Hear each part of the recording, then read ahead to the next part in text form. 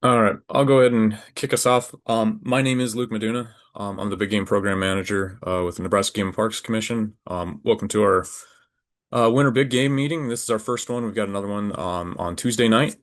We've actually had 10 of our in-person meetings spread across the state so far. So this is kind of finishing up this stretch of meetings that we've got going on.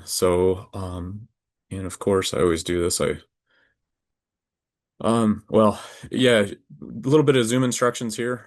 For everybody, I think by this point everybody's pretty familiar with Zoom, but if you're not, um, the the mute in or the microphone and your video buttons are down in that corner.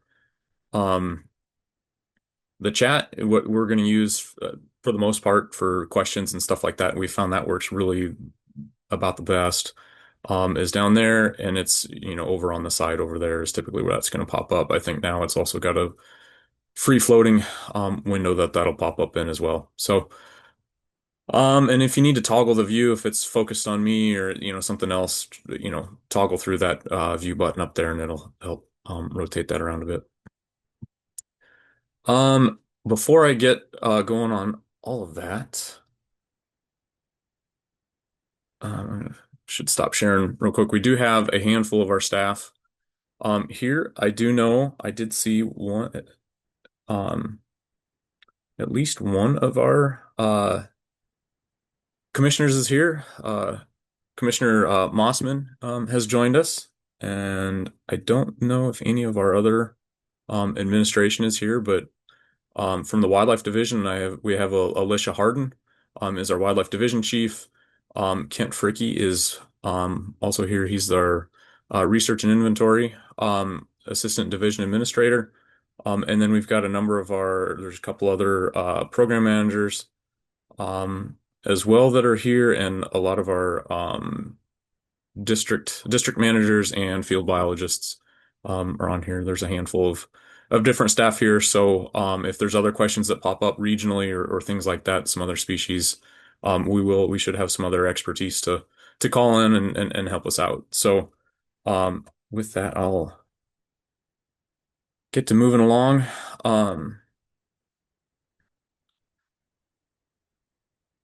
So the primary focus here with our meeting is going to be big game, which is deer, elk, pronghorn, turkeys, and bighorn sheep.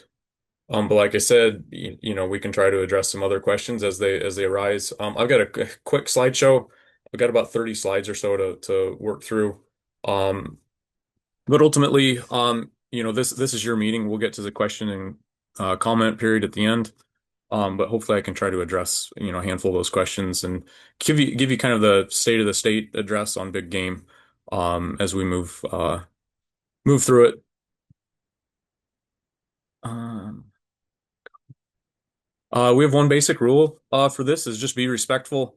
This is a family-friendly event, and we just got to maintain respect throughout all of this. In that, now we'll try to get to all your questions. We do use the chat, like I said, for submitting questions and comments. I'll work through the list at the end. Um, and just so you know, everything entered in the comments or in the chat will be included in the meeting notes. That all of those notes end up going to all of our commissioners and administration, as well as all of our wildlife staff get to see those. Just it helps us take the purpose of this is to take input on our big game seasons. The chat usually works really pretty well. Sometimes if I'm misreading a question or it's not being explained, quite as well, you can unmute yourself and we can work through it that way, too. So just let us know if that's not working quite how you'd hope. To get started, just to outline our big game management goal, is to manage big game populations at levels consistent with social and biological carrying capacities and provide opportunities for aesthetic enjoyment in hunting. Basically, we're going to work with the people of Nebraska to, have our big game populations at levels that are acceptable, both biologically as well as socially. If there's depredation, or I mean, people want to view things, view wildlife. We kind of try to work within all balancing all of those desires of Nebraskans. A little bit about our decision-making process. we take input from landowners, hunters, and the general public. Meetings like this, other surveys, a lot of comments and other input. Whether it's a offhand comment, throughout the year, or email in comments, or comments that we receive through any manner of uh, fashion, whether it's just talking to people, or something that may come through a legislator, if it gets that high. Um, the other thing we look at is our biology, looking at age structure of our harvest, things like buck to doe ratios, um, fawn and calf ratios with the does. We try to look at a lot of those things when that's available. We also look at research results when available, when we've got survival rates, fawn survival, fawn production, or more specific details like that.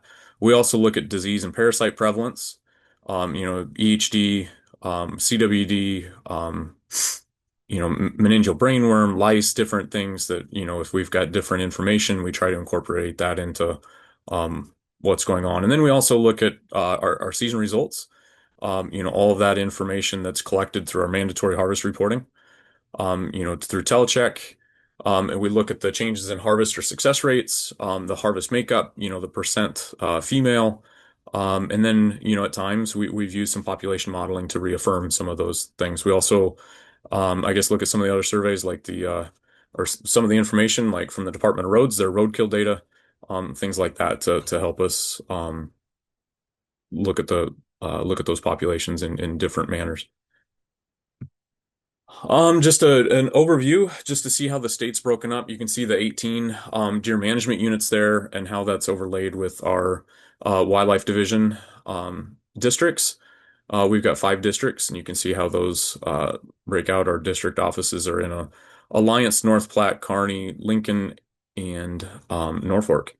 And so, those are if you've got issues in your area, that's kind of the office that you're typically going to work with initially, and then yeah, try to help solve those issues. We'll start off with turkeys. Looking at I gotta move something. One of the things we look at is our rural mail carrier survey. Overall, right now, we're down 45% from our peak in 2009. At our lowest, we were down almost 55%, but that's climbed back. We're up 14% from 2023. You can see that dip there in that. And that's the overall number of turkeys seen per 100 miles driven by the rural mail carriers. That survey's done 3 times a year. Harvest, has kind of gone up and down a little bit here these last few years. Some of it that's COVID related when everybody went turkey hunting, and then it's come back down a bit when we made some cuts to our permits, limited people to 2 permits instead of 3. So this past year, our spring harvest and success increased a little bit for 25 compared to 24, and our fall harvest increased slightly. I don't have a graph for fall, but the whole fall harvest this past year increased just a bit. Looking at the brood survey, it was down just a bit from 2024, but it's yo-yoed a little bit these last couple of years with the changing weather conditions we've had over the summers. It's been a little bit up and down, but they're still well within those historic ranges. We're still producing quite a few poults in that regard. We have had a turkey research project going on out in the southwest and northwest Nebraska. For nest success, for the northwest, we saw between 30 and 50% over the 3-year project. In the southwest, it was lower, between 20 and 30%. Their normal rates, when that's been looked at, are between 20 and 40%. So we're right where we kind of expect to be. The median nest initiation was in May there, which is a little later than we actually expected. But there's a lot more details starting to emerge. It was 3 field seasons, like I mentioned. Those students all came out of the field this last August. And so there's a lot of data that they're starting to look at. We're looking at gobbling chronology, a lot of genetic stuff. There's a predation or predator component, predator abundance component there as well. So there's a whole host of things that'll that'll come out here in the next few years with this project. There's a lot to look at. It was kind of everything in the kitchen sink kind of project that we did since we had never actually formally studied turkeys in Nebraska. So it was a big project, a big undertaking. So that we're working with the University of Nebraska here, and I believe I saw one of our partners in that project, Andy Little, was also in this meeting. So yeah, that's a big project. We're really excited about all the results coming from that. One of the cool things with we put GPS collars on these birds. We did have one that a juvenile hen. I think this was a year and a half ago. She went 50 miles from western Nebraska. Started around that Culbertson area and ended up in eastern Colorado by the time it was all said and done. So yeah, turkeys cover a lot of ground. So. I guess a couple reminders on the seasons for turkeys that we have is we have mandatory telecheck, just like we do with deer. You got to report your harvest. We did change to a daily bag limit of one bird per day in the spring. You can have up to two permits, but only harvest one bird per day. And we did go down to two permits from three and institute a non-resident cap of 10,000 permits. For the fall season, again, mandatory telecheck and a limit of one permit and a bag limit of one turkey on those permits. It used to be two permits with a bag limit of two birds, so a total of four. And then we cut the season dates down significantly, so it's now just open from October 1st to November 30th. So yeah, and the big thing, the big reminder is just you got to if you kill a turkey, you got to check it in. And yeah, it says that on your permit. And like always, whether you're hunting deer, antelope, elk or turkeys, read your permit because there's a lot of information on there. Moving on to deer. For the 2025, just the 9-day firearm season, the overview, we harvested a shade over 26,000 deer. That's down 7% from 2024 and down 23% from the 5-year average and a total of down of 40% from 2019 from that recent peak. Mule deer harvest, a little bit of good news. The mule deer buck was up 6%, which is the second year in a row our mule deer buck harvest has been up, which kind of tells us mule deer are starting to turn that corner. It's down 8% from the 5-year average and down 47% from their 2017 peak, which was an all-time high. So which is that point in 2017 was way too high, and we're probably our goal is about halfway between where we were in 2017 and where we were a couple years ago. So we're on our way crawling back to that. So the antlerless mule deer harvest was down again this past year and down 52% from the 5-year high, and that's largely because we restricted antlerless mule deer harvest across pretty much all of the state at this point. There's very few permits left. You can harvest an antlerless mule deer. Most of that harvest actually comes on landowner permits at this point. Whitetail harvest, whitetail buck was basically even down 3% from last year, down 18% from the 5-year average, down 34% from that peak in 2019, which again, even in 2019, we were a little high on our whitetail numbers. We were asked to reduce deer numbers across large portion of the state. So some of that was planned, obviously, we didn't plan to be down quite as far as where we are now, but with the drought and all those impacts, definitely brought our deer numbers down more than planned. Whitetail doe harvest this past year during the firearm season was down 26% from the year ago and down 41% from the 5-year average. Part of the reason that was down this past year was we did cut our doe tags across the state about 20%. But we also had a really warm November firearm season, and we've noticed on those years, especially when we have a really warm opening weekend, that our doe harvest is usually cut down because in reality, a lot of people aren't wanting to harvest a doe because they know that they've got to take care of it. You can't just hang it in the shed and keep hunting. You've got to do something with it. So there's a lot of people that uh, tend to skip on taking a doe early in the season. And reminder, this is just the preliminary results from the November firearm season. We'll have more. I've got a little bit of stuff on the buck harvest. Obviously, the doe or the late January season just closed, and I don't have that stuff analyzed just yet. But I do have some of the preliminary results from the bucks. Yeah, the final results will all be different. Working through that final stuff right now. I would say that yeah, the units did vary. Some were pretty even. Some were down more. Some were up. And again, yeah, that mule deer buck increased again. That's some good news. You can see our permit reductions. November firearm permits, we reduced, a modest 2% last year. Um, Antlerless only permit quotas, we reduced 15%. And that's the permit quotas. The total number of tags was down 20% from last year and down 64% since 2021. That's those yellow columns. You can see how quite drastically we've reduced that the last few years. Uh, So yeah, looking at our preliminary buck results, this is as of the end of the year. It was basically the end of the end of December, the end of our buck seasons. Our whitetail buck harvest was down a total of 2% from last year, so basically the same. Down 30% from 2019. So yeah, we've seen a pretty significant drop. In that, antlerless whitetail harvest is was reduced significantly the last 3 years to help our whitetail numbers rebound. Mule deer buck harvest was up 4% from last year, which is again another increase from the 2022 season, but it is down 44% from 2017. And also our antlerless mule deer has our harvest there has been reduced significantly the last 3 years, reduced by like 75% or so.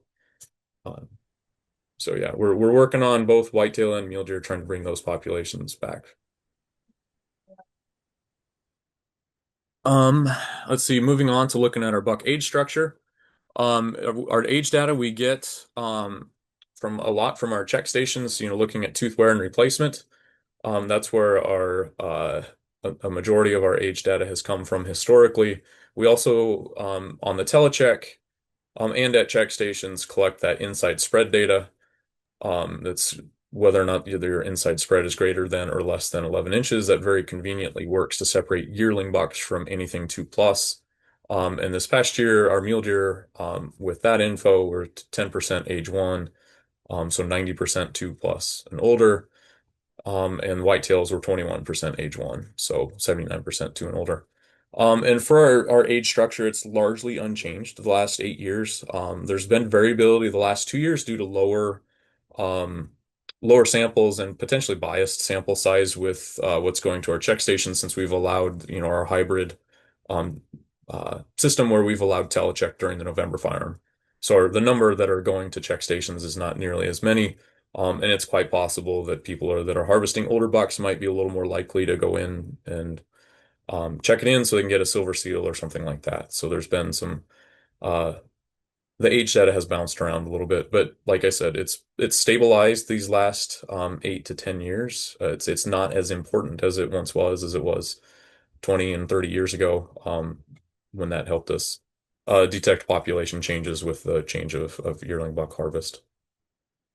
One thing to point out with our special landowner deer season is, the dates for that are the Saturday to Monday before the November firearm.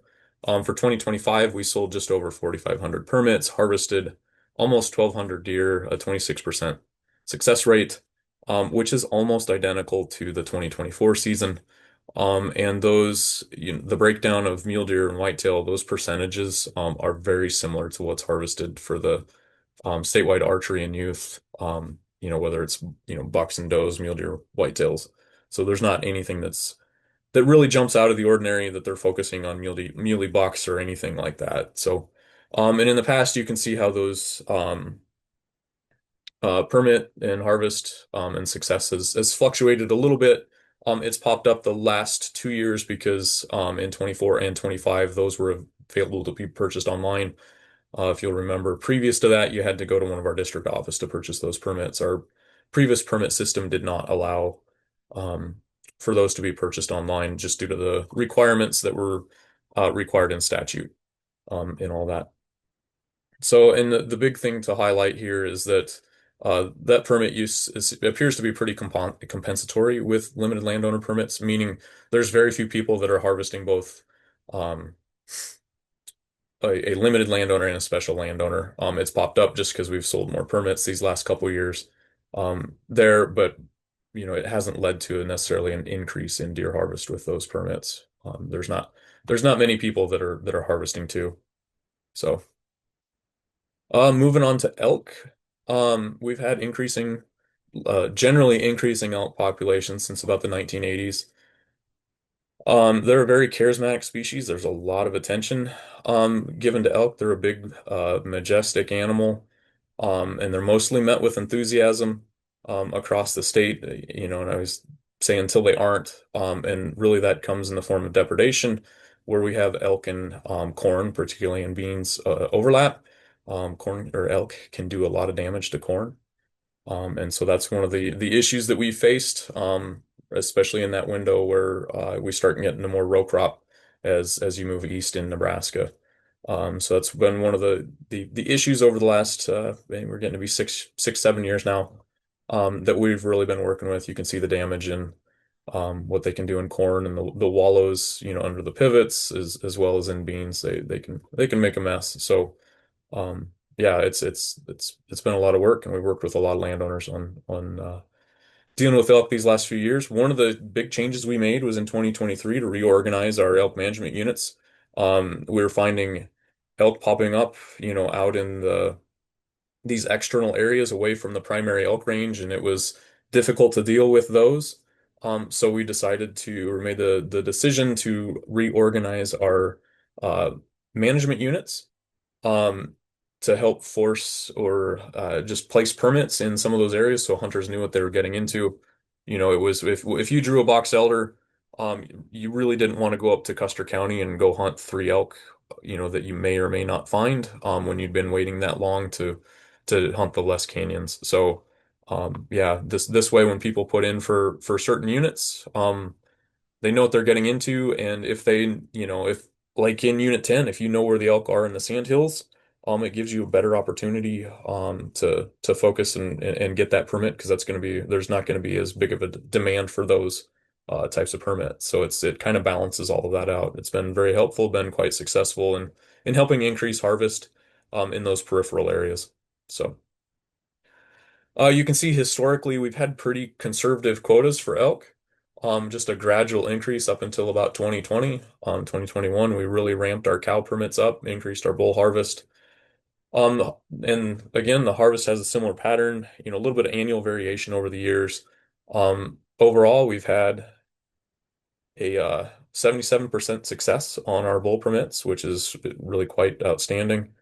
Um, Antlerless success has had 41%, and you can see over there on 25 where this data is from a couple weeks ago. We don't have, I don't, haven't, and we don't, our antlerless season isn't over yet, so that'll still climb a bit yet. So, and currently with our elk, we're trying to keep our elk numbers about where they are. Overall, obviously, there's some places we're trying to decrease. There's some places we're trying to increase a shade or increase the bull quality. We're making some adjustments there. So. This is a really busy slide talking about the overall 2025 season. Again, this was not this isn't up to date as of today. This is data from a couple weeks ago. Yeah, harvest as of 1/2. For our permits, we reduced both bull and cow permits 4%. From last year, so far we had 192 antlerless elk harvested compared to 229 on 110 year previous. Early season success was 44% compared to 43% in 24. So basically the same there.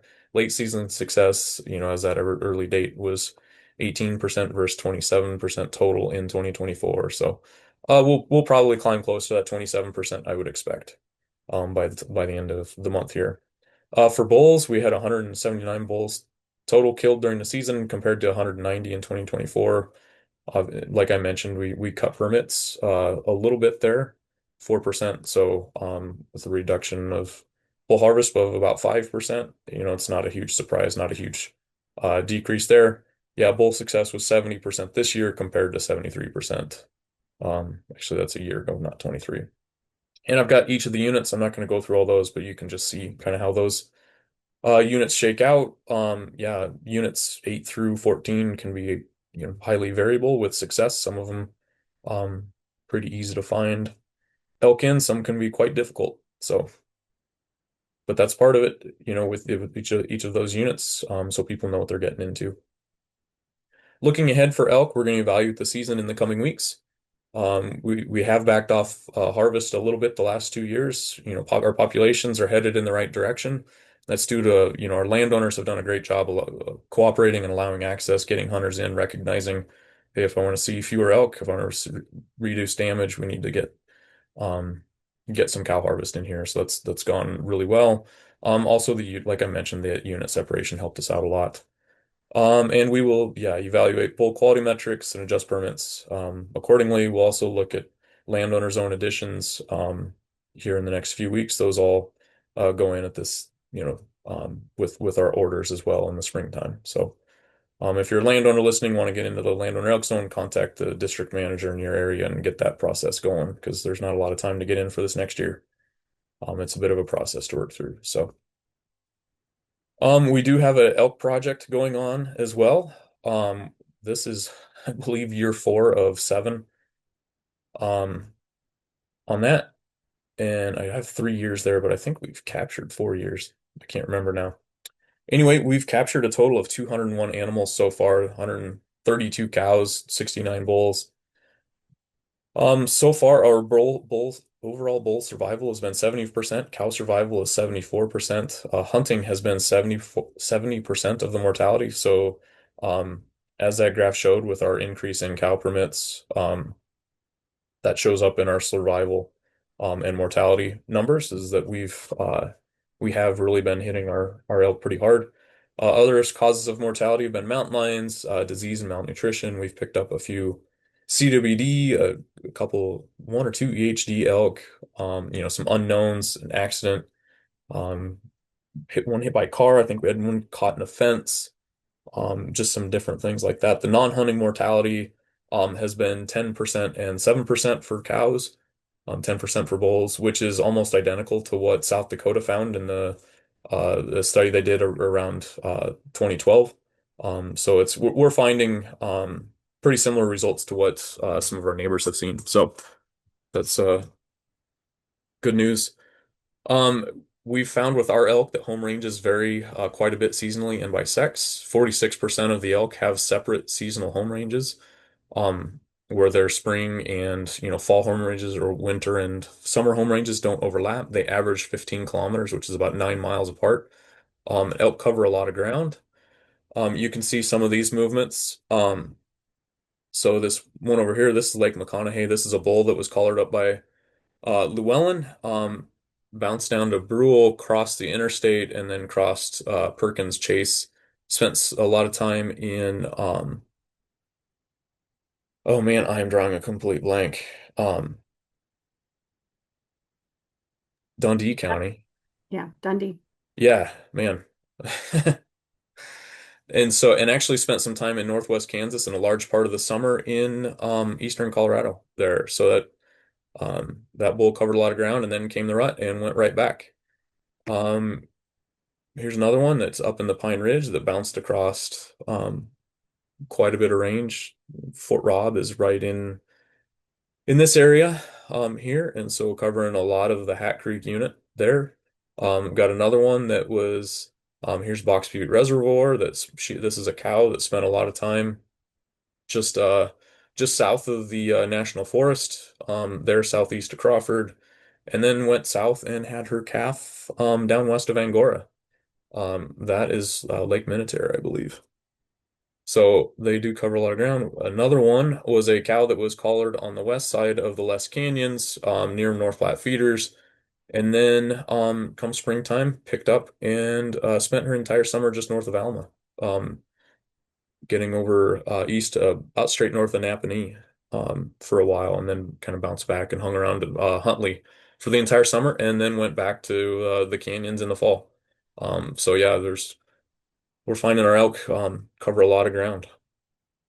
Moving on to pronghorn. Um, so with our pronghorn trend, harvest and permits had increased in recent years. The late 20 teens up to 2020. Due to depredation issues, we're definitely trending back down. The population is generally down across most of the state. Um, and so we've been working to cut our doe tags down. A lot of our October firearm permits and muzzleloader permits have cut down.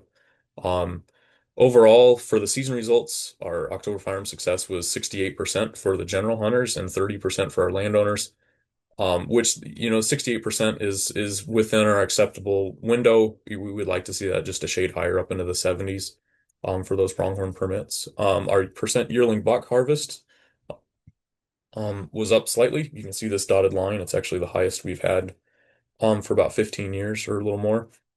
But it's been trending up, as we've been bringing these populations down, that's been trending upwards. So, not a huge surprise there.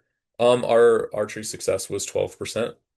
This past year, it had been up into the 15 and I believe 18% at its peak in 20 or 21.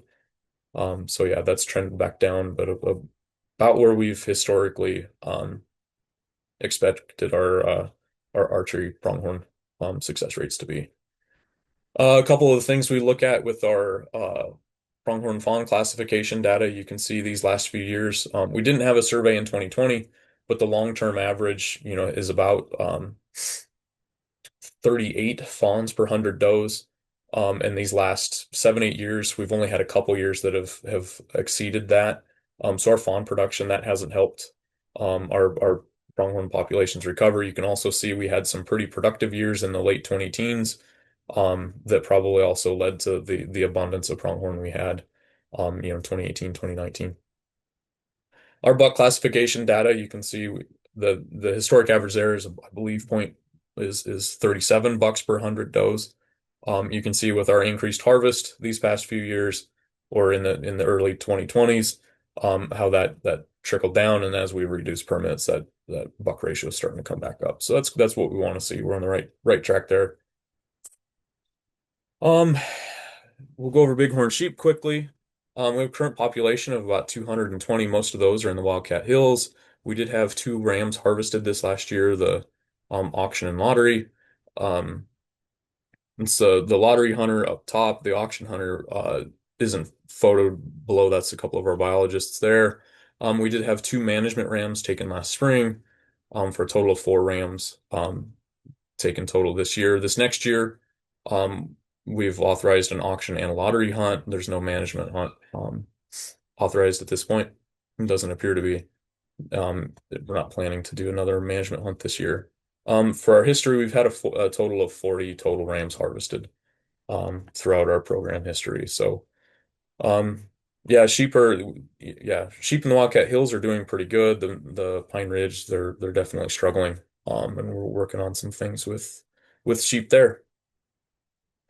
Moving on to questions, and before we move on to the all of your questions, we've got a couple questions. We've got three different questions for you all. And if you want to, if you've got an opinion on these, you can sure chime into the chat for us there. That would help us out. One of the things we are looking at proposing for the 2026 season is changing the format of our November firearm permits and changing those to a season choice, meaning that they're not currently those November firearm permits are just valid for the 9-day firearm season. But we have a few of those permits, like our MDCA, and the statewide buck permits that are season choice, where they're valid for archery, firearm, and muzzleloader. We've had a lot of requests for the rest of our firearm permits to move to that format. So that's something we're going to be proposing this next year. And so, yeah, basically those unit buck permits would be valid for the archery, firearm, and muzzleloader seasons, similar to statewide buck, youth, limited landowner, and our antlerless only permits that we've been doing a long time. Yeah, we've been discussing this for quite a number of years. So, the next thing is on our general bull elk bonus points. So everybody understands for our general bull elk draw, that's a bonus point system where um, for every year that you're unsuccessful in the drawing, you get an additional um, chance or an additional application in the drawing the next year when you apply. So if you've applied, if you've applied, if you have 4 bonus points, that next year you have 5 applications in the drawing. What we found is that um, or the complaint that we've got is that the odds of drawing for our upper point pools, they don't feel that those odds are high enough. Um, and when looking at our applicant data, 34% of our all of the applicants that have put in for bull permits have applied only once. 75% have applied in less than half the years. So we've got a core of about 25% of our hunters that have applied, at least half of the time. It's only about 5% that have applied 75%. And so um, it would be good to reward those hunters who are our long-term loyal applicants, is kind of the gist of it. Yeah, and overall, the bottom half of the pools draw 50 plus percent of the permits just due to the one and done. There's a lot of people that put in once and don't, or they put in one or two times every few years or something like that. So, the top half of the pools aren't necessarily even drawing half of the permits. So one of the things we're looking at is discussing squaring the points for the drawing, meaning that if you had 4 points, you would have a total of 17 applications in the drawing, 16 plus one. And this is something that a number of other states do. Nevada and Washington are a couple of them. It increases the odds of those long-term applicants, and the system plateaus at about 25 points. There's a lot fewer people that'll slip through, compared to where we're at right now. The system does work as it's, planned to with our bonus system. But there's a lot of people that'll slip through the cracks and never draw. People eventually just die out, and it'll plateau at about 30 to 35 points. So this is something we're looking at proposing, just to shift, some of those points more to, or some of those bull elk permits more towards our long-term applicants, those loyal applicants that are putting in year after year after year.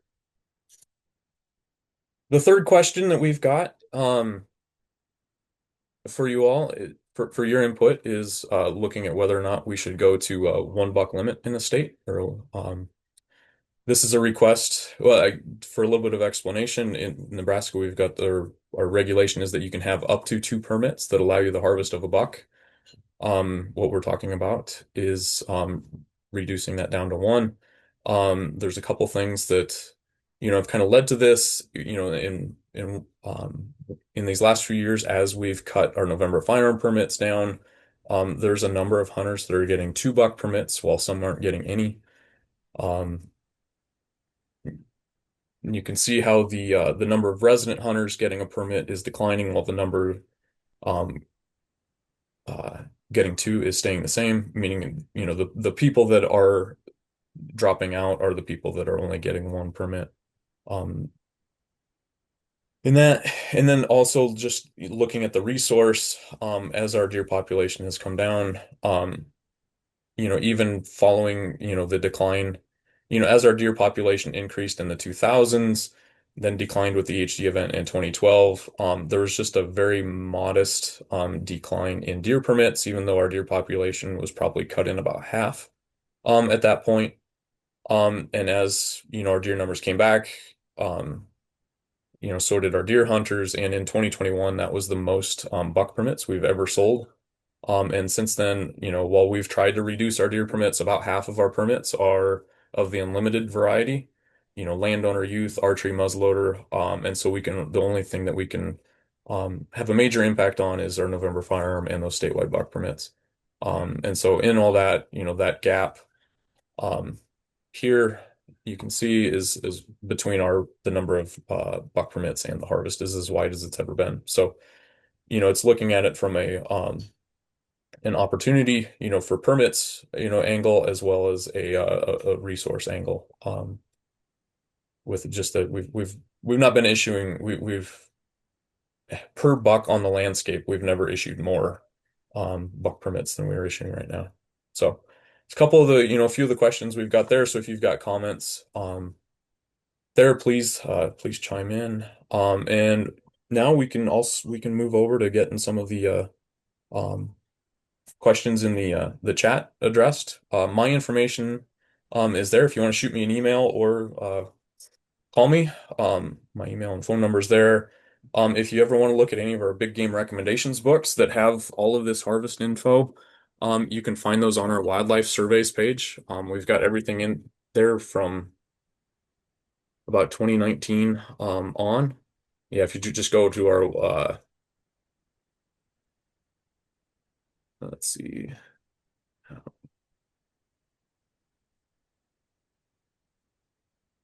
If you just go to our website and type in wildlife surveys, it's under deer there, and you can find those. So with that, I'm going to stop sharing and we can start getting to some of the questions in the chat. Pop this up. That. All right. All right. Yeah, I guess I did. Yeah, I'll get going through it. I would say there's a number of people here that there's always good names to see. Um, so a lot of returners to this meeting. So anyway, we'll get to Tim's got the first question. Hi Luke, saw that the non-resident turkey tags sold out in less than 2 hours. Can you tell us how many non-resident tags were sold? Thank you. That's that cap of 10,000. So yeah, we sold I think it's 10,000 permits in about 90 minutes. So that yeah, sold out quite quickly. Um, Cabe asked, is the Nebraska Game and Park considering Nebraska becoming a $1 state? Yeah, that's part of what we're asking people. It's kind of a little bit up for discussion. We want to see what the people think. I've got the deer hunter survey is out right now. It's got a question in there as well. There. So yeah, it's something that we're looking at, something we're considering. So, Blake asks, hello, with non-resident turkey tags being cut after 2023, what is the rationale in still allowing non-residents to purchase 2 tags each instead of limiting each non-resident to one permit? Many states around Nebraska have gone to draw only non-resident turkey tags, possibility in Nebraska. The current process seems a bit unfair as people working could not log in the middle of the day to sit in a queue and try to buy a non-resident tag. Yep. So part of the reason when we made those changes in 2022, we had initially proposed one permit, and the outfitters in the state came and told us that a lot of hunters were not going to come to Nebraska for just one turkey permit, and they basically petitioned our commission to change that to two. So we came back and came with two. So that's where that came from. That's going to have to be part of the discussion. Moving forward, that's stuff we'll be talking about here in the future. Yeah, whether it's going to one, if we do go to a drawing, it would have to likely be a one permit limit. But yeah, that's stuff that'll all be considered, all be looked at over the next year. Dennis asks, is it true you can only harvest one elk in a lifetime here in Nebraska? Yes, our for our general bull permits, you can only harvest one bull. If you would happen to draw like a super tag, that doesn't count against that. Or if you're get a landowner permits, don't count against the one harvest limit. It's just those general. You can only have one general permit, or you can only harvest one bull on a general permit in a lifetime. Um, so Darren asked, with the non-resident turkey tags being sold out in less than 2 hours, why allow some lucky hunters to get 2 tags and yet other hunters can't even get one? Yep, that's a good point. Something we'll definitely be considering in the future as we work through all of it. Josh asked, with reduction in population in the blue southeast, why you cancel any non-resident whitetail rifle permits for a 3 or 5 year trial? I don't know that we'd necessarily want to cancel non-resident permits. Um, yeah, some units get significantly higher non-resident use than others. Blue Southeast for the eastern part of the state gets a little more than but a lot of our western units have higher non-resident use than Blue Southeast. Yeah, I don't know that we'd necessarily want to cancel. There's a lot of uh yeah, there's always a lot of demand, and some of that's a lot of people coming back or hunting with family, different things like that. But reducing that quota is something that we could definitely discuss. Kevin asks, will the season choice format increase hunting pressure in all seasons? It would spread the hunting pressure out. What we've typically found is that if whether a season is 4 days or 40, people are still going to hunt about the same number of days. There's some hunters. Um, it, it's likely that, somebody that's going to hunt multiple seasons is somebody that was buying multiple permits already. So it's probably not going to change the hunting pressure a whole lot. In all reality, it's probably going to reduce firearm season pressure because people will know that they've still got the muzzleloader season to hunt yet. Whether they get out and do hunt the muzzleloader season is, is um, to be seen. But, typically we haven't seen, and we've had a lot of our permits with season choice format for a long time. And we haven't necessarily seen, a huge shift one way or another on that. But that's a good question.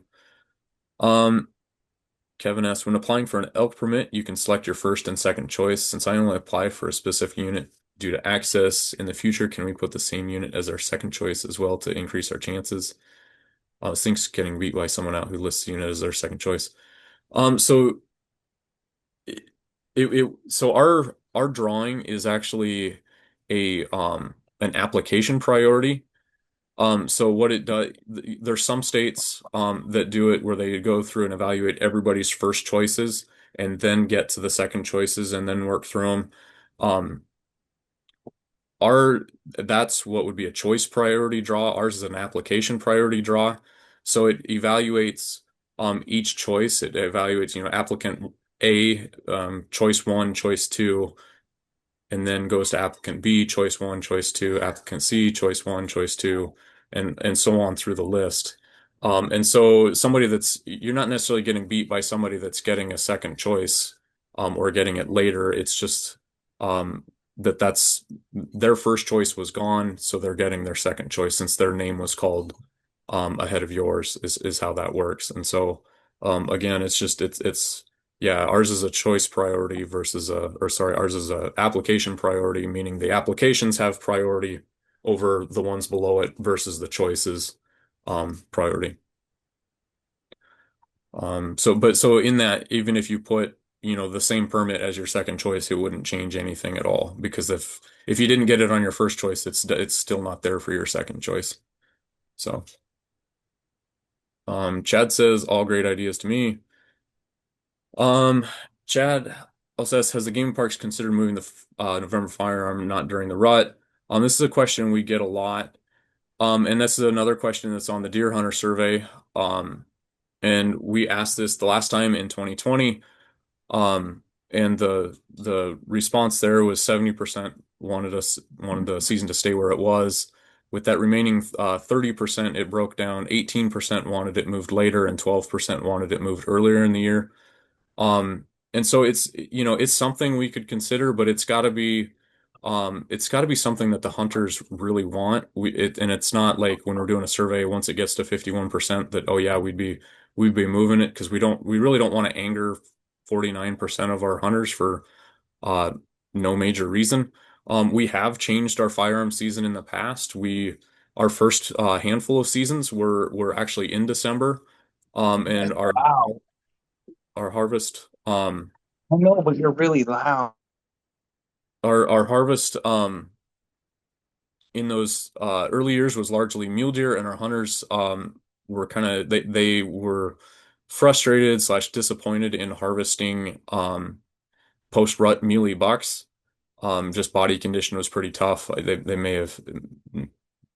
may not be the greatest table fare at that point. And so they asked our commission to consider moving the season up in the year, and we did. We moved it to very early November, in 1957, and following that, it shifted around in early November over the years, eventually settling on that second Saturday, in November.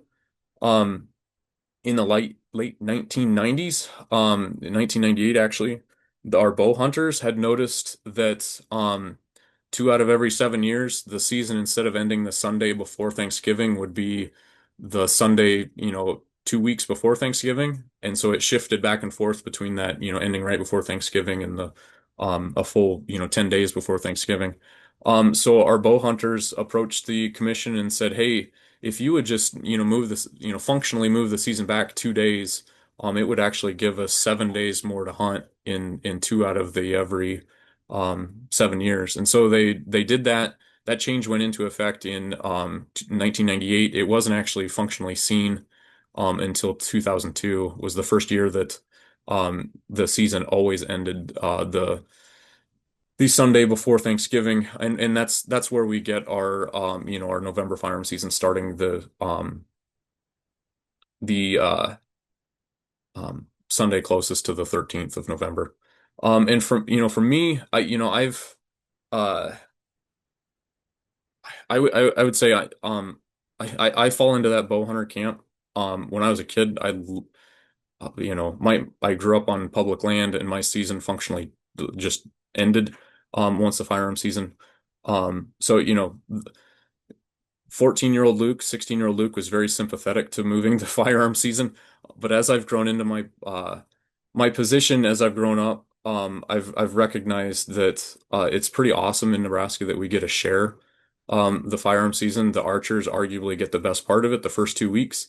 But it's pretty neat that we get a share that magical time that November is in the tree in the whitetail woods with firearm hunters because that way everybody gets to experience the rut. Everybody gets to see, just stuff that you don't see outside of the rut.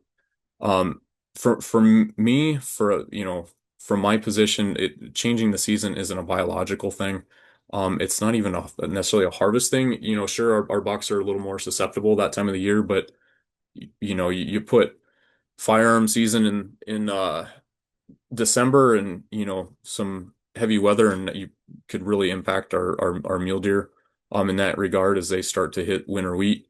And you get states that have seasons in December, the hunting tactics change. You've got a lot of different things going on with drives and stuff like that. So yeah, again, it comes down to ultimately the season dates are a hunter preference thing. Also, we got to work with our landowners. We've also surveyed our landowners, and they had almost exactly the same rates as our hunters. 70% of them wanted it to stay where it was. So, yeah, it's something we'll look at, but it's something that's got to be a very grassroots thing, come from our hunters and landowners that the hunters and people of Nebraska want. So, sorry, that's a really long answer, but it's a complex answer to it. So. Um, so yeah, Cabe says, yes, Meyer people buy two buck tags, either shoot two young bucks strictly for meat, or they shoot a young buck because they can trophy hunt their second permit. Yep, that's fairly common thoughts with people. Brandon said it's if it's decided to go with a season choice for the November firearm season, the loss of revenue from additional tags may be a significant amount. Will this in turn cause the November firearm permit fee to increase? The firearm permit fee is increasing for 26 already. That's part of this change too, happening at this point, that it's with that fee increase, you're getting an additional value out of that permit. Kevin says he supports two buck permits. Chad says increase out of state permit price if the amount is selling out. So that's, yeah, our non-resident permit fee is going up again this next year. And on the selling out thing, it took the first 8,000 permits were sold by September 1st, or actually I take that back, August 1st, and then it took almost 100 days for the next 2,000 permits to sell out. So um there's not there is a significant demand, but our demand for our non-resident permits is not overwhelming at this point, especially with our deer populations being where they are. So yeah, it's not strictly a supply and demand thing going on right there.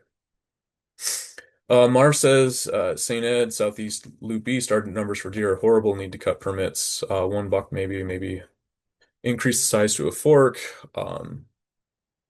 Yep, we've definitely seen some of those areas, Marv, where deer numbers have come down. We've actually cut antlerless tags in the Loop East a lot these last couple years. Darren says he hunted Unit 3 with his daughter for a cow elk. He used info from the Game and Parks office to get names of landowners. Complained about too many elk when he talked to almost all of them. Told no every time they're either renting out land outfitters. Yeah, some of that's complicated with all of that, and some of them, are finding different ways to get cow harvest in on that. So uh yeah, I'd say that's not out of the ordinary. Sometimes it works great, sometimes it's some of those areas it can be difficult, even and with the number of people complaining in Unit 3 is a lot lower than or their desire to reduce elk numbers is a lot lower than it was, say, 4 years ago. So that's probably part of what you ran into there, Darren. So, yeah. Dan says, love the one buck state idea. Would like to see the season choice permit that would limit to one buck. Yeah, and we really couldn't do one buck without going to season choice, allowing people to hunt multiple seasons. So. Class, why does a late season Dauphin pronghorn season exist? Why not increase October firearm permits and increase the price for October firearm permits so revenue is not lost from the discontinued late season? Our late doe season is largely for depredation issues. We have that during the time that they tend to concentrate on winter areas.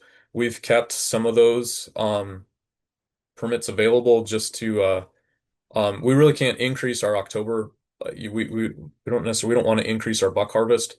Um, where our buck to doe ratios have been. And so, there's still a need in some of those areas to help deal with some depredation stuff. So we're not necessarily just issuing kill permits that time of year. We want to use hunters there. So that's where those permits come from. Cabe says with reports and talk that Game and Parks is having a large sum of money that hasn't been used and talked about with the transferred into other state divisions. It's been talks on purchasing land for public use. Nebraska has very little public land and access. Yeah, I don't know. Alicia, did you see that question? Yeah, I'm just reading it now Okay. again. Do you want to touch on that? And I would say the land purchase stuff is difficult. We've kind of been asked to not purchase any more land. Um, and so that's where we've tried to do more in our OFW program. But Alicia, if So you as far as money being transferred into other state divisions, not necessarily the game fund dollars, um, where we would buy land for hunting if we were, going to do that. So habitat stamp dollars and permit dollars at this point have not been moved into other or being suggested to be moved into other divisions and such. So Parks Division, a little bit different for them. They've had some potential suggested moving of funds and such, but not necessarily in the game fund or the habitat fund. And as far as purchasing land. We are always interested. We still do land recons. We have a land strategy plan. So we do try to purchase land in areas where we already have WMA so we don't spread ourselves out too thin. We do land recons. We only work with willing landowners that want to sell to us. Um, and we go through a process. It's kind of a slow process, but we do go through a process and we continue to look at pieces of land, as we speak. So, but I haven't heard of any land or any dollar transfers out of the Game or Habitat Fund at this time. Thanks, Alicia. Yeah. But yeah, and I would say our focus these last few years has especially been on the OFW program to try to increase access. It's a when we buy it, it requires a lot of resources to take care of it and do all those types of things. And so that OFW program has been huge. Kevin says, correct, as a non-resident, I drive 8.5 hours and 2 permits are needed to keep me coming back to Nebraska. Increase the number of non-resident turkey permits to coincide with increased turkey populations. Plenty of turkeys along the major river systems to support a little more harvest of gobblers. Cancel the fall season where you can harvest hens and raise spring non-resident permits. Yeah, the hard thing there, Kevin, with the increasing non-resident permits, at this point, non-residents are harvesting over 50% of the birds in the state. Um, and so that's a delicate thing to work through. So, yeah. Darren says, I think it'd be a great idea to do the one buck, one tag, only one tag, but all three weapon season. Also a great idea of scoring points to help the long time elk applicants get better odds of drawing.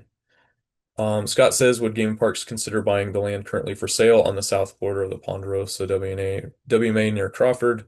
Alicia can correct me if I'm wrong, but generally on purchases like that, we are typically approached by the seller and don't go out seeking um, parcels to buy.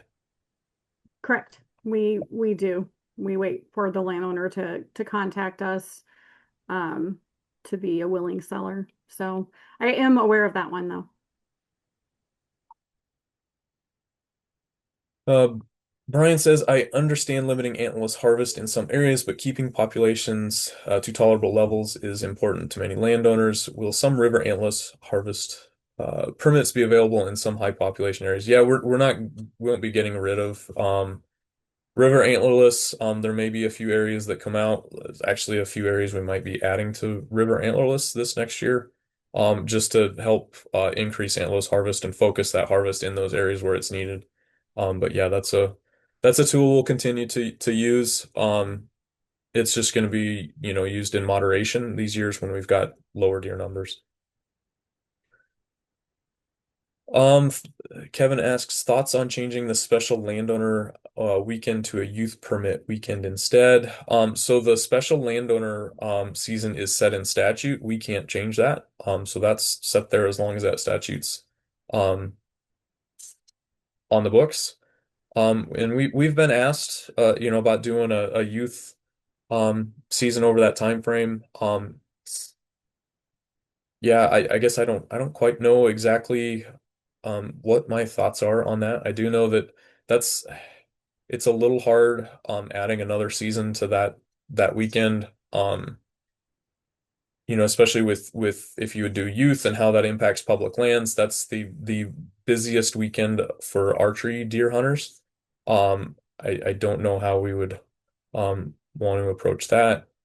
Um, so, and on the other side of it, our youth permits are um pretty wide open. I mean, there's a lot of opportunity within those permits already. But yeah, it's a good question. Tim says 1 buck makes sense. Could landowners managing multiple properties and different units continue to purchase 2 buck tags?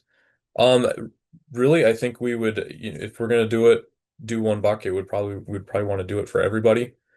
Um, and so uh and really right now they can only, I mean, I guess landowners can get a limited and a special, but I guess that's where we'd have to have conversations, but I think our intent would be to do it for everybody. Um, just to, every at that point, everybody, if we go to 1 buck, everybody's got to make a choice on where they want to hunt and or where they want to harvest a deer. So, I think that'd be fair to, that everybody has to make that decision. Brian has a couple questions. Season choice for buck harvest. This would be a great opportunity. Yes, all seasons like MDCA lets hunters be selective. Would be nice for MDCA and unit. Historically, we could buy 2 MDCA tags. Please provide the opportunity for 2 bucks to provide opportunity. Very few harvest 2 bucks. Hunters need to research and purchase permits when available. Don't wait until sold out. 1 permit limits the opportunity to hunt in 2 different units, reducing resident opportunities unless you buy a statewide tag. Yeah, and that's where that opportunity would have to come from is we'd have to figure out where that balance of, use of the statewide permit would fall, and yeah, some people would have to rely on getting a statewide if they're going to hunt, want to hunt multiple units in multiple areas, things like that, if we did go to 1 buck. Um, Dennis asks, has Nebraska considered allowing veterans to hunt deer with free permits like a few other states? That's not a proposal I've ever. I guess the answer is no, because I've not. I guess I'm not aware. I know that there's some states who have done some things for veterans, but and we've done some things on our small game permits and fishing for veterans, but we haven't done anything for on the big game side of it. Jeff says the turkey stocking program was one of the greatest success stories for Nebraska. Why not stock again with willing landowners? Yeah, that's something we've considered, and we've actually been moving some birds around a little bit from some of our depredation stuff. Some of the birds we've moved to some newer areas. Um, so yeah, I think that there's that conversation has definitely been had, Jeff. I think that there's um turkeys have always seemed to do really well when you introduce them somewhere new, for whatever reason that is. And so that's something that um, yeah, we've talked about that, and that might be something that we, pursue in the future.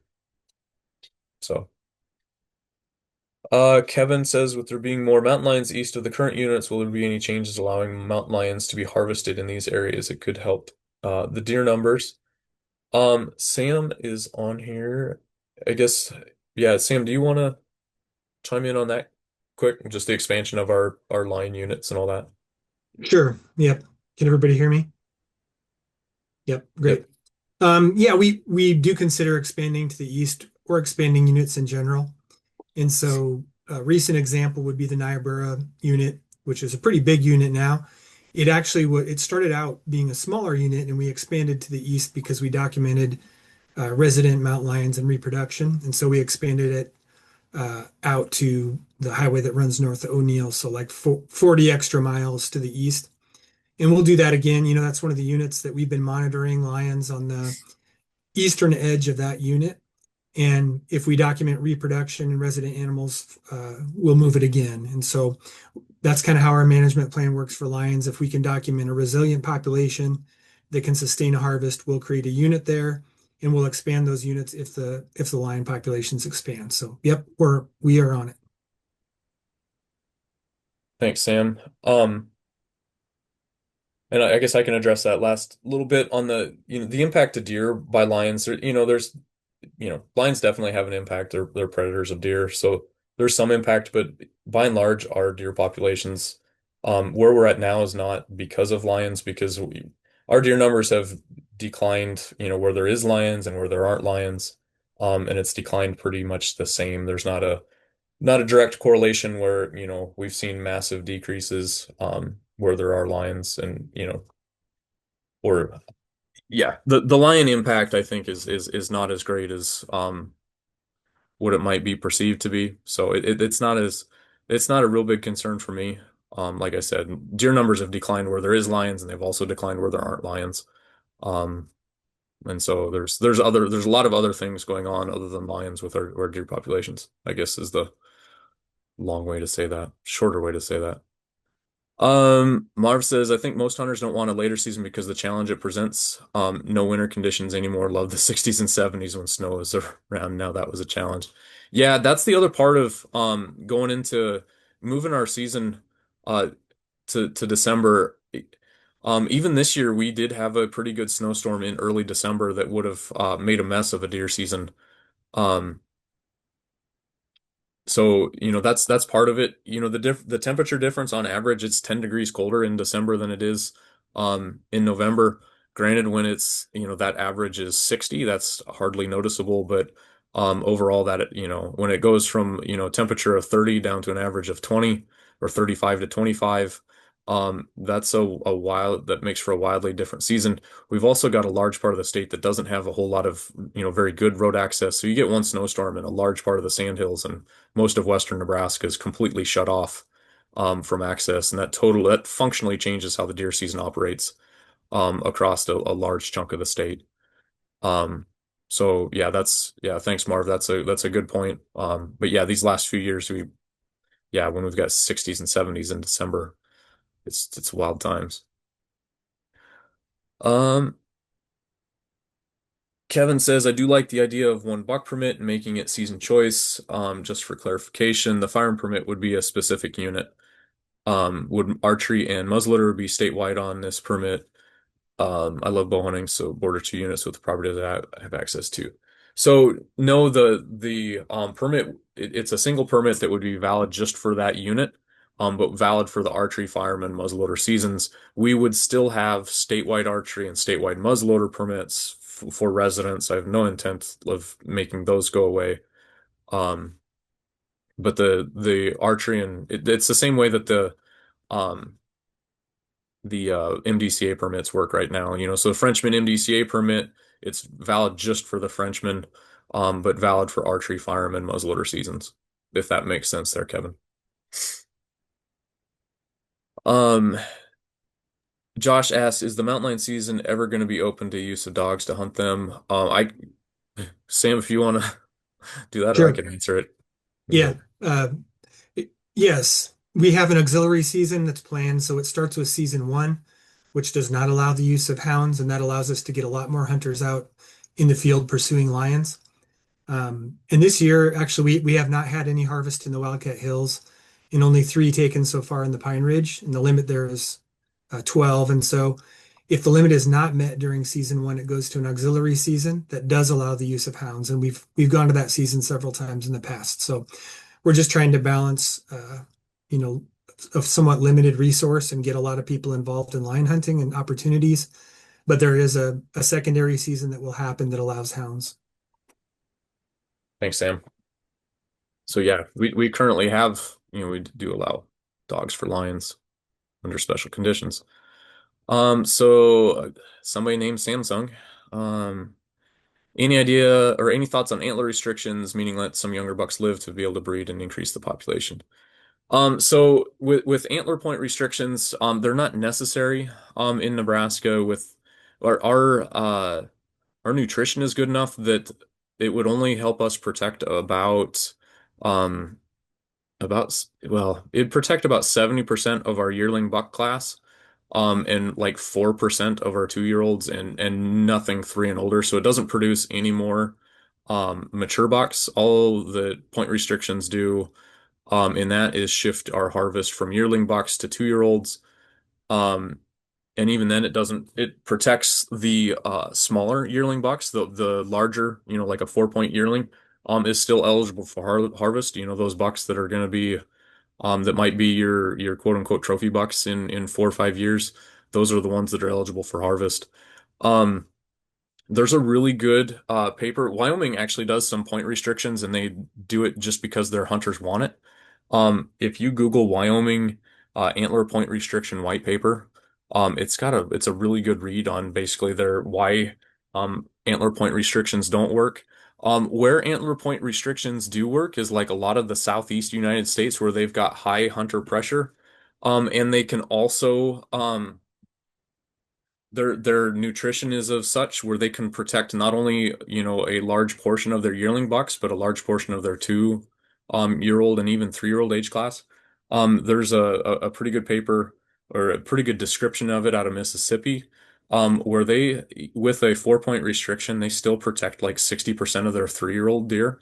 Our nutrition is good enough where, point restrictions, they just, it makes things really complicated and not necessarily as effective as one might think.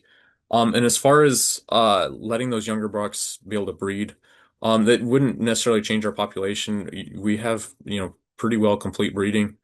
Our mule deer, are arguably hit about as hard as anything. There's pretty high selective pressure on those. And when we did our mule deer research project here a few years ago, um, we had 100% breeding on our does, and almost all of them um, had twins, and they were all, the conception date was all traced back to, a very distinct November timeframe breeding, so it wasn't a trickle rut. There wasn't does being bred in January. There's only a couple, bred even, by mid-December, so that most of them were bred on their first cycle through. There was, yeah, very distinct peak in late November there. And so changing or, doing point restrictions wouldn't impact our population. And whitetails, their breeding ecology is of such that a doe a yearling buck can breed a doe. She will stand for whoever's there next to her when she's ready. So it's just something that it doesn't have to be a mature buck. So that's part of all of that. So it wouldn't necessarily have a whole lot of impact to our trophy quality or our populations there, and could inadvertently, what Wyoming and other states have found is that when people accidentally shoot one that doesn't meet the antler point restrictions, they tend to walk away and then go shoot another buck. So then you end up with 2 dead bucks when you were hoping to protect one. Um, and it tends to lead to an increase in your buck mortality rather than decrease it, especially with mule deer. And that's where a lot of that research has come from. So it's not something that we necessarily need or really want to pursue. And the other side of it too is Nebraska's a conservative state. I would say most of our staff is generally pretty conservative, meaning we don't want to impose restrictions on you all and give you all more rules to deal with, when it comes to hunting. We want you to have the freedom to shoot what makes you happy. And if it's a fork horn, great. And if you don't want to shoot that fork horn, great. So it's kind of been my opinion on that. Um, Jeff asks, is there someone within the department that a landowner could visit with about allowing turkey stalking? Um, you know, uh, Carly Gazelle is our turkey biologist now. She would probably be a good place to start. Um, and right now it tends to be birds that are might be causing problems elsewhere, but it's something that, into the future, it might be something that we do look at. But Carly is our turkey biologist. She would be a good person to start with on that. Again, no promises on, yeah, getting birds, but it's something that we could discuss, into the future. But Blake asked, with three subspecies of turkeys being present in Nebraska, have you considered splitting the state into zones to better manage the populations and harvest of turkeys across the state? We've kind of started some of the conversations about different zones for turkeys, or it's come up. We haven't pursued anything just yet. But over time, that's something that could come up if we deem it necessary. It wouldn't be for the different subspecies of turkeys. I would say, like, yeah, historically we reintroduced three different subspecies. Um, there's largely not three subspecies across the state. The Northwest is mostly Merriam's, but there's definitely hybrid genetics up there. Everything else is going to be um a hybrid. We did introduce Rios in the 60s, but we in the 70s and 80s we supplemented those Rio stockings with a Merriam's Eastern hybrid right on top of them. So and there was only ever 11 Easterns introduced into the state in Wind Cave State Park in like 1971. And so it's unlikely that any of those genetics in persist in any pure fashion. And there's been a research project on that basically confirms that the state is pretty much 100% hybrids at this point. So um, if we did it, it'd be for a harvest management reason. It wouldn't be for subspecies type things. K-Bass, with fur prices down and less people trapping and hunting, especially coyotes, is Nebraska considered a program like South Dakota's that pays for proof of harvest of certain nest raiders or coyotes? No, I mean, we get asked that frequently, and we really don't want to do that. South Dakota has not shown that actually increases um, uh, ground nesting bird nest success. Their program, they market completely and acknowledge that it's a trapping recruitment program rather than a way to boost ground nesting birds. With their program, they have a capacity for 50,000 total animals. When we were at our peak for uh, raccoon harvest about 15 years ago, we were harvesting between 200 and 250,000 raccoons every year. And we did it year after year after year. And so a program, it's a $500,000 program to get 50,000 to increase it by 50,000. That's a drop in the bucket. That's not going to have an impact. And actually at that time when we were harvesting 200 and 250,000 raccoons every year, our turkey population was actually declining at that point. So it did not have a positive, even if we were taking, 250,000 raccoons, it didn't have a positive effect on our turkeys. They continued to go down. Um, and yeah, when it comes down to a youth recruitment, that's a really expensive youth recruitment program. There's a lot of other ways that we could do that, and have some positive effect for that amount of money. But and again, to do something like that, that money's got to come from somewhere. That's an ex really expensive program that they're continuing to do. So again, long answer, it's not something we're really interested in. We would much rather put money into habitat um, because that's what's going to produce wildlife on the landscape. Predators, if you start down the predator management side, you've got to manage predators every year, and do that. And it's a never-ending process. Whereas if you can uh, put habitat on the landscape, that's a net positive um, across the board. So that's what we want to focus on is habitat, doing that where we can. And again, our regulations are set up so that if anybody wants to go down the predator management um, side, you can sure do that. There's virtually no rules about harvesting coyotes in the state. I always kind of make the joke that if you wanted to hunt them with your, Abrams tank, you can go out and do that. There's nothing stopping you. We do have they adjusted one of the rules as far as the um, raccoons and a bunch of those other predators here a few years ago. So if a landowner feels that he is receiving damage from any of those predators, raccoons, coyote, fox, things like that, that at the request of that landowner, that you can go in and trap them any time of the year. That includes right up through the spring nesting season.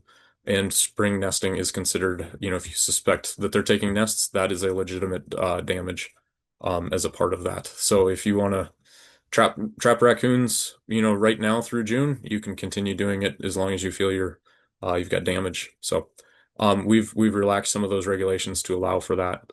So if that's something you want to pursue, you can definitely go do that. But we just don't want to a $10 bounty isn't going to move that needle to bring, put more pheasants on the landscape or even deer fawns, when it comes to coyotes and all that. So, but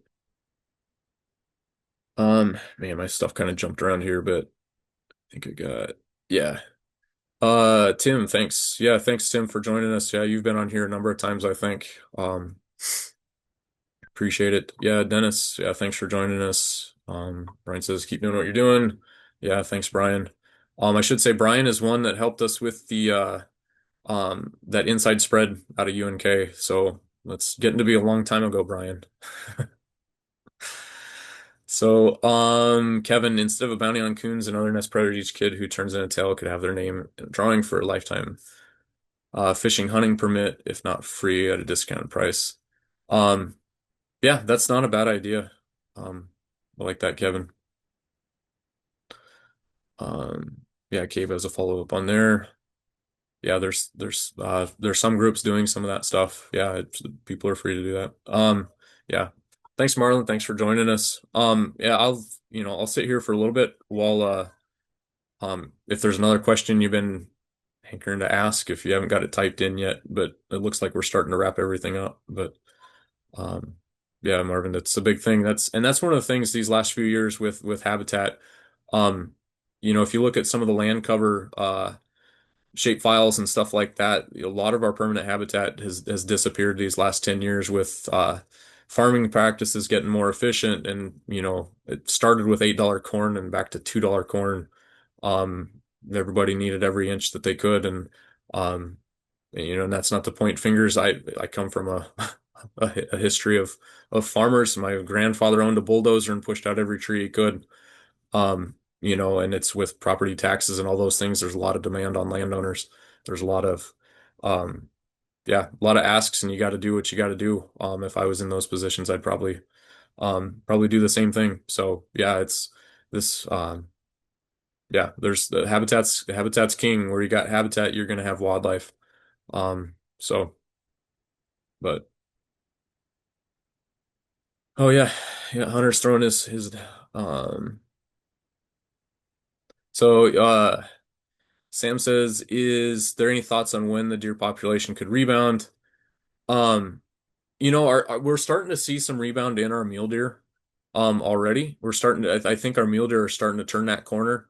I think whitetails are one good year of, fawn production from causing trouble. We've been a little gun shy of our whitetails rebounding too quickly. These last few years as it is. I, you know, it's always hard to predict the future. I mean, we could continue in drought like we've had. But we start to have a little bit more normal years. I think we should, and there are parts of the state we're already starting to see our whitetail numbers start to come back. We're starting to see them, get better. So it's just with where we're at for antlerless harvest, antlerless permit numbers. we really should see these next few years. I can't tell you like when there'll be, when there'll be too many whitetails again, but I guarantee at some point there'll be too many whitetails and we'll go through this whole cycle again. Hopefully we're not at too many for a good number of years. We don't want them to come back way too quickly, but I'm sure that they'll with where we're at, they should be rebounding. Um, and so especially if we get Mother Nature to cooperate with us and all that, we should see our deer numbers to begin to claw back. And like I said, I think our mule deer are starting to do that across a good chunk of the West.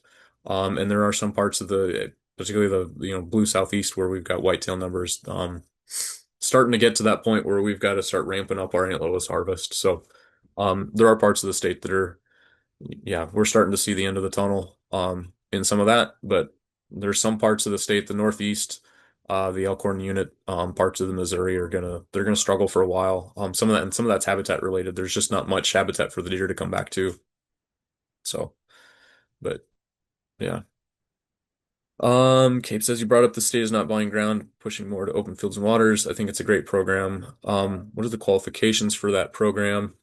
Um, Alicia, do you want to answer the OFW question? I didn't see Kester on Yeah. here. I don't see any of our private lands folks that I can tell on here. I'd say the best thing to do is to probably call your local district office and talk to them. There are some extra incentives depending on if you're in a focus area, especially if it's like a focus on pheasant area. We are also picking up land for big game as well. We have some special elk access program that we're in year two of, and it's been very successful. Just kind of depends on where you're at. So I'd say if you could call your nearest Game and Parks office, I don't know if you want to throw the field offices back up, Luke, or something like that from your presentation. But Norfolk in the northeast, Lincoln in the southeast, Kearney in the south central, North Platte in the southwest, Alliance in the northwest are the district offices. So feel free to give those offices a call, talk to the private lands biologist staff, and they can kind of talk you through if your land qualifies or not. Or if you have, an interested landowner, have them contact our team, and we'd be happy to work with them, depending on where their land is.